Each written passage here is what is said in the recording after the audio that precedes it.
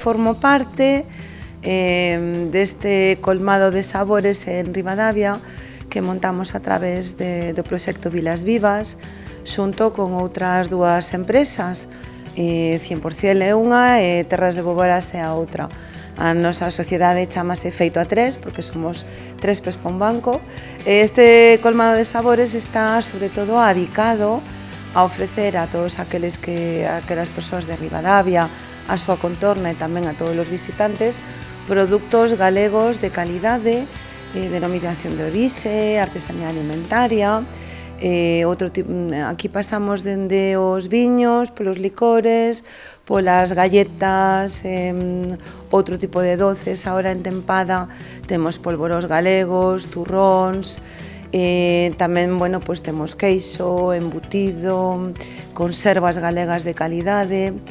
E o que esperamos para desta iniciativa, bueno, pues que perdure, digamos, o apoio e o dar a coñecer estes novos comercios instalados en Ribadavia e, sobre todo, que sigan abríndose máis para revitalizar este tecido empresarial tan importante no casco vello.